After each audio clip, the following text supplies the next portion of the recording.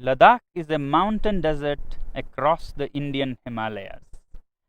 In the rain shadow of the mighty mountains, it's so high and dry that it's often called moonland. It looks more like a moonscape or a Marscape. Well, this one is a picture of the Mars. Often called Little Tibet, this region remains landlocked, cut off from the rest of the world for half the year. Temperatures range from -30 to +30. Hi, I'm Sonam Wangchuk, a simple indigenous tribal from this remote Ladakh. I was born in an even remoter tiny village of 5 households. But that was a long time ago. Today, my village has grown 100% to become a village of 10 households. Perhaps still a little bit smaller than your city. We had no schools in our village, so I learned from the farmers, from the rivers, trees, animals, and above all, from my mother. I picked up English and other languages from the radio and meeting people from different countries. Later went to some schools and finally finished mechanical engineering. We love our Ladakh so much that while my engineering schoolmates went to Bangalore, Mumbai and the Silicon Valley, I came back to Ladakh and started solving problems of the people. Children's problems in school education, people facing harsh cold winters, and farmers facing water shortage in the face of climate change. I've been doing these things for the last 30 years and the world has been very generous. They have not only acknowledged but admired my work with various awards in different parts of the world. But today I have come here not to talk more about these things but to share with you a bigger challenge that Ladakh is facing and to seek your support in solving our problem. Yes, you can solve our problem, and not only that, you have the power to even avert a world war. Let me explain how. This is Ladakh. You see the famous Indus River flowing, and over there the dark mountains. Across that are the valleys of Nubra and Changtang, where we share our border with Tibet, which is now occupied by China. You may have heard that for the past few weeks, Chinese army has intruded deep inside Indian territory. This has been happening over years, and our shepherds who raise the famous Kashmir goats have lost a lot of their pastures and are in deep trouble. Now, the Indian army is there in large numbers across those mountains, matching China's soldier to soldier, bullet to bullet. But I don't think that is a solution. Both these countries are nuclear powers. And push comes to shove, India doesn't need all of its 160 nuclear weapons to raise all Chinese cities, and vice versa. And that could soon escalate into a full-fledged world war, World War III. Therefore, I have come to seek your support in solving this. You, my friends, have the wallet power, which in this case can even diffuse a bullet war between different countries. Let me explain how. To understand your power, let's first understand what China is doing and why and when. Although China claims that Indian soldiers intruded into its territory, it could not be a coincidence that at the same time, in the months of April and May, Vietnamese decide to bother China. Taiwan and the US Navy also decide to bother China. And the timing is important. This is the time when the whole world is dealing with the pandemic. Who would even think of border disputes? But one country has serious reasons to do that, and that is China. China, being a totalitarian regime, fears not so much the bullet power of India or the US. What it fears most is its own people. The 1.4 billion people that work like bonded laborers without many rights, and enrich this regime. When they are angry, there's a situation for an uprising, a revolt. And today, after the COVID pandemic, people in China are furious with their government for how they handled the pandemic. Chinese businesses are shut, factories are shut, unemployment reaches 20%. And it's time for an uprising. And that's when China picks up fights with several of its neighbors to divert the attention of angry citizens from the economy to nationalism. And this is not the first time China is doing this. From 1958 to 62, during the worst great Chinese famine, when people in China were very, very upset, Mao decided to invade India. And now Xi is doing the same thing again. Well, this is the simple analysis of my simple tribal mind. If this be the case, then we, the citizens of the world, should use our wallet judiciously and hit China where it hurts most, the economy. If enough people around the world decide that we will no longer buy Chinese goods and sponsor this regime, then that will see their worst nightmares coming true. And I think this is the only way we can bring the Chinese regime on the discussion table for peace dialogue.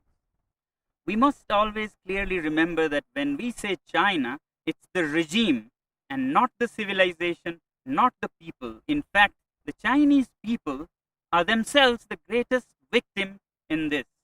And that's why, my friends, I've come to seek your support. We use so many Chinese products, software, hardware, from apps and software that sends millions and millions of dollars to China to products like clothing, phones, computers. If we boycott these goods, it'll send a clear message to China that the world is not happy with you. But is it right to boycott goods from a particular country? When normally not, when it is among equal partners. But my simple tribal mind says that China is not a normal country.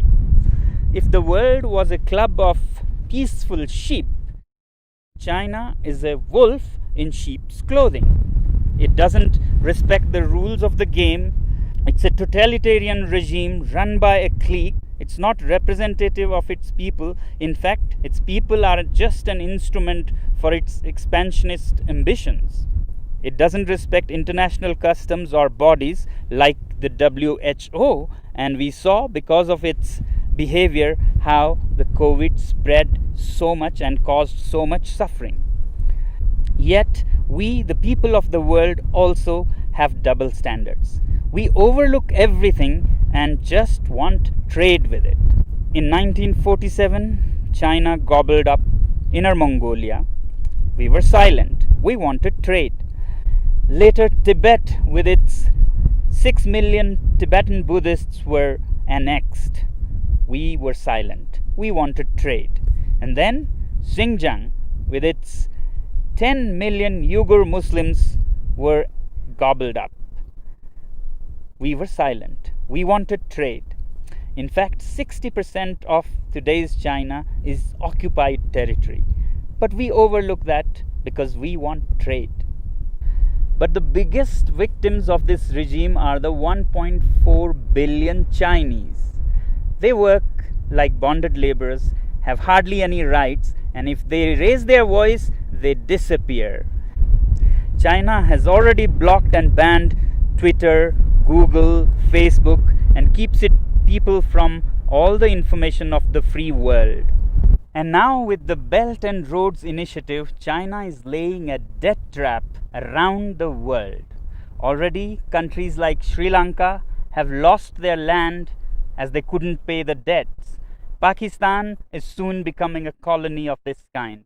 In Africa, Djibouti has already lost its land for China. Countries like Tonga have debts that amount to 44% of its GDP.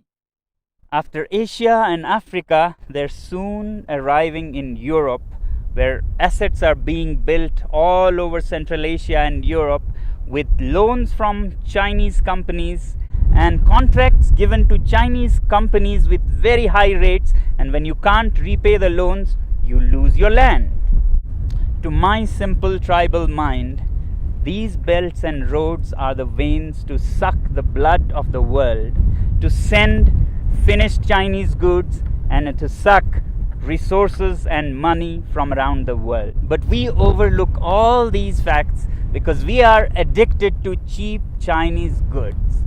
We must also find out, why are these goods cheap in the first place? Can we ethically make cheap goods like this?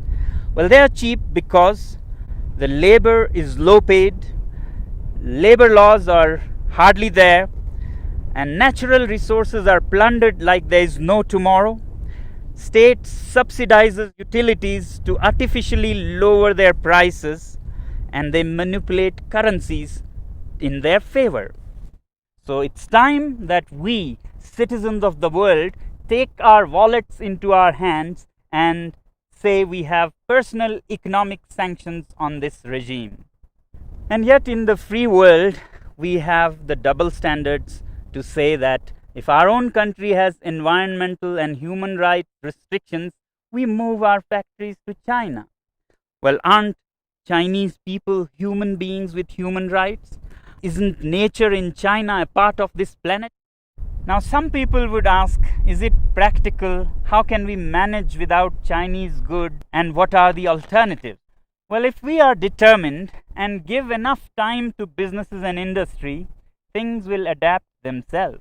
So that's why I say boycott made in China, software in a week, hardware in a year. So your software apps like TikTok, Hello that you have on your mobile phones, you can immediately uninstall and uninstall in millions so that China gets a message. As for hardware like phones, computers, clothing, we take a year and slowly choose products sourced out of the free world. And my simple tribal analysis says that if you give time and clear determination, then businesses will adapt. A new ecosystem will develop where there'll be enough goods to cater to people who don't want to buy Chinese goods. Just like vegan people or Jain community, they don't eat certain things, they don't go hungry. Businesses adapt and they get what they want with time. As for replacements and alternatives to Chinese goods, I really don't think that we need an alternative for everything. We have been buried under cheap Chinese goods. We have made our houses into museums cluttered with cheap things that we don't even need. Why do we need 10 pairs of shoes? Why can't we do with 3 pairs of shoes made very nicely by local craftsmen? Why do we let these goods pollute our rivers, lakes? Can we learn to live simpler? These lockdowns have actually taught us that we can be happy with much less. So can we also think out of this box and talk about a simpler life with local products? If you want to learn more about how to live happily with simpler lives, please look up our movement, ilivesimply.org. You may not agree with me, but if we keep appeasing China because of our addiction to trade with it and overlook everything else, my simple tribal mind says that we might even be repeating history. How in the late 1930s, the British government led by Chamberlain kept appeasing Hitler and giving in to its demands, finally led to the Second World War. If we continue on the same path, we might either be leading the world to a third world war or a world dominated and colonized by China. Let me help you understand further what our addiction to trade with China can land us into. Here's a story of the great Indian monkey trap. Man puts a sweet bait into the pitcher and then ties this pitcher to a tree with a very small opening. And the monkey comes, puts his hand into the pitcher, grabs the sweet. As it closes its fist to grab this bait, the opening is so small that a closed fist cannot come out of its mouth. But the monkey does not understand that all it has to do is let go of its little booty to free itself from slavery. It struggles and struggles to get its hand out, but doesn't open its fist and let go of the bait. Continues for all night, and in the morning, shrewd hunters come and catch it, all because of its attachment to its booty. I hope we are more evolved than monkeys and can let go of such baits. Well, this is all that the last citizen from the remotest part of the planet can say. The choice is yours.